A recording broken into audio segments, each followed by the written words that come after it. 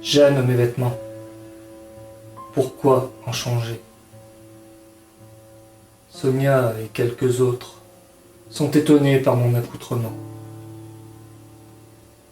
De vieux vêtements passent inaperçus. Ils disparaissent presque et ne contraignent plus.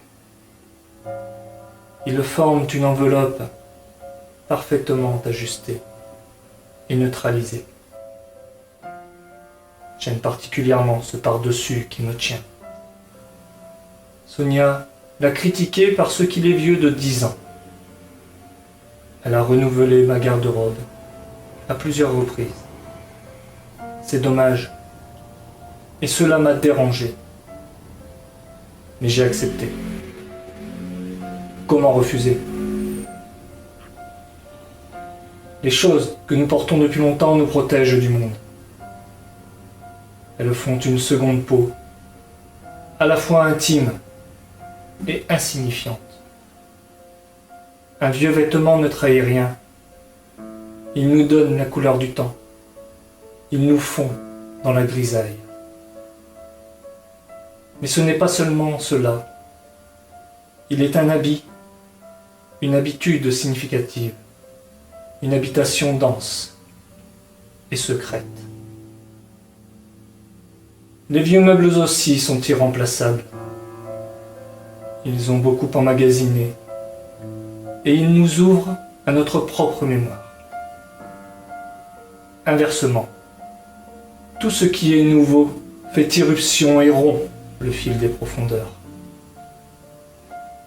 Un jour, elle m'achètera un par-dessus et un chapeau neuf, très coûteux, et j'aurai l'air d'un nigaud à la mode. Mais ces élégants effets me seront volés. Ce n'est pas moi qui les aurai perdus. Et c'est bien ainsi, car Sonia en éprouvera moins de peine. Heureusement, je n'ai jamais jeté le vieux par-dessus, ni le costume élimé. Et j'ai pu les porter de nouveau. Retrouver mes vieux vêtements m'aura rétabli en moi-même. C'est toutefois une façon pour moi de disparaître. Et je me trouve alors à mon aise, si je puis dire. Sonia ne comprend pas ce goût des vieilleries. Elle ne comprend pas Providence. Elle ne peut pas le comprendre, car elle vient d'ailleurs et elle n'entend pas tout ce qui se dit dans les choses.